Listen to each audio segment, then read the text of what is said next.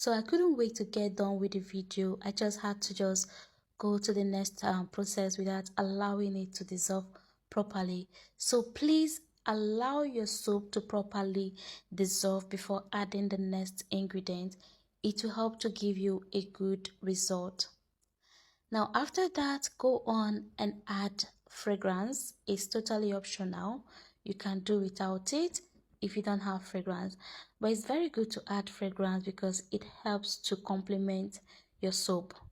So for the fragrance I used here, I used Japanese cherry fragrance, which is a very good fragrance. It smells really nice and I love it, so you can check it out.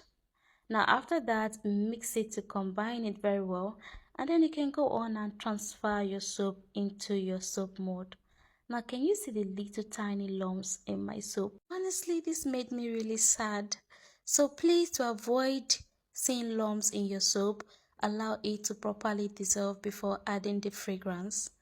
And after that, go on and pour it into your soap mold, and you're going to see some bubbles or foams at the top of the soap. You can just scoop it out, or you can allow the soap to cure and then you can scrape it off. Now pour it into your soap mold, and just in case you don't have a soap mold, don't worry about it. It shouldn't be a barrier. You can just mold your soap with any plastic tub like this or any plastic container or plate. In Nigeria, we call it takeaway plate. So you can mold it with any takeaway plate. So all you have to do is to pour the soap just like I did with the soap mold. And you can see the bubbles on top of the soap. You can either scoop it out now, or you can allow the soap to cure and then you can just gently scrape it off. So I prefer to allow the soap to cure before removing it to avoid wasting the soap. So it's best to allow it to cure before scraping it off. So I'll just leave it here for about 6 to 10 hours, and then I'll come back and show you the end result. And now boom, this is the end result. Now can you see what we have here? Can you see how beautiful this soap turned out? Like, I wasn't expecting it to come out this good. After all the distractions, my phone kept glitching. Like, I wasn't expecting it to turn out this good, but thankfully it turned out really beautiful and smooth, and I love it. I love everything about this soap, the fragrance especially. Like, please try out that fragrance, Japanese cherry fragrance. Like, it's really very good to make laundry bar soap. It smells really good, and I would say that it really complements this soap, so I love it.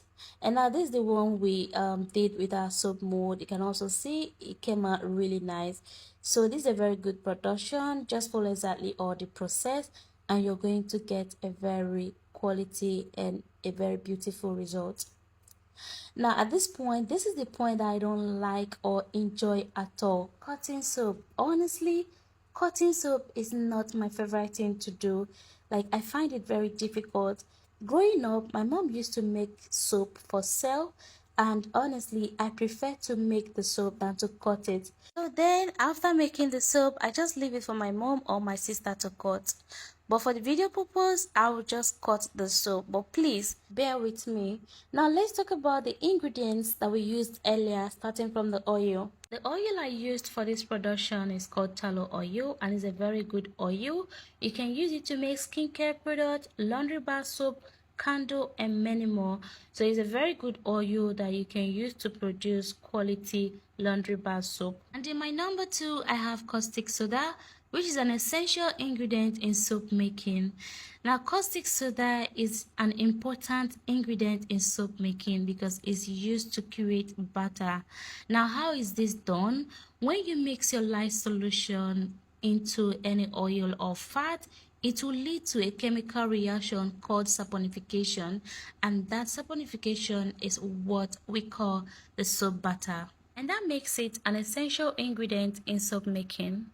And now in my number 3 list, I have sugar.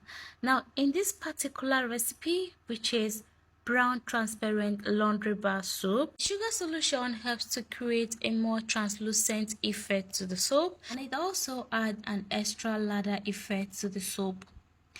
And then in my fourth ingredient, I have ethanol. Ethanol serves as a reactant or as a solvent for the reaction. Being that we used oil or fat oil to produce the soap and we allow the soap to gel before processing, to dissolve the soap, you need ethanol to properly dissolve it. You cannot use ordinary water because water does not go with oil. So that is the major purpose of using ethanol. And in my number 5 list, I have glycerin. And glycerin is used as a humectant in soap products. It helps to ensure that your skin will maintain its own moisture in order to protect it from damage caused by dryness. So it's also an important ingredient. And finally, I have fragrance, which is totally optional. You can do without the fragrance, and the fragrance is just for scent. And that is all about the ingredients.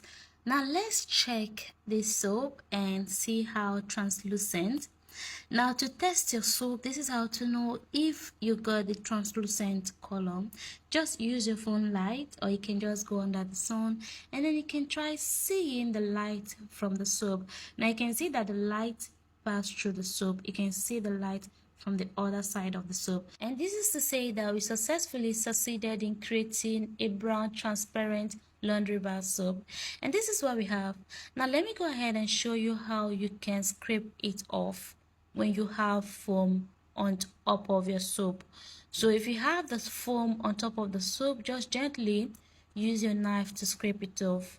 Do not go deep to avoid wasting the soap.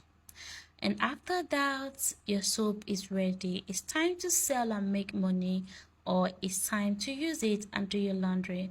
Now let me go ahead and test it, and let's see if our laundry bar soap lathers. Now, this is another reason you should learn how to cut your soap. If you did not cut your soap well while using it to do your laundry, you're going to feel it in your hands.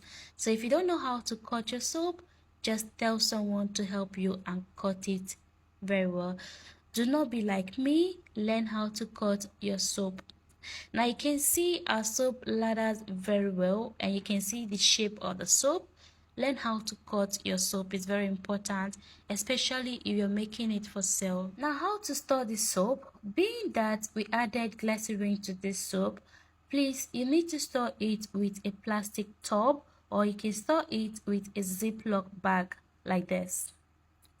Or if you're making it for sale, you can seal it with any cling film bag or any nylon. And it's very important that you do this to preserve the soap. So friend, that is the end of this video. I hope you enjoyed it. Thank you so much for watching. And if you're just joining me for the first time, my name is Gift and I'm super excited to welcome you here. Please do not forget to subscribe to my channel and also turn on your notification bell so that you'll be the first to watch my next video. And at the end of this video, please do not forget to give this video a thumbs up and leave your comments down below, because I'll be very glad to read your comments. And don't also forget to share this video to your friends. So friend, I'll see you in my next video, but before then, stay blessed and keep loving one another, and I love you. Bye friend.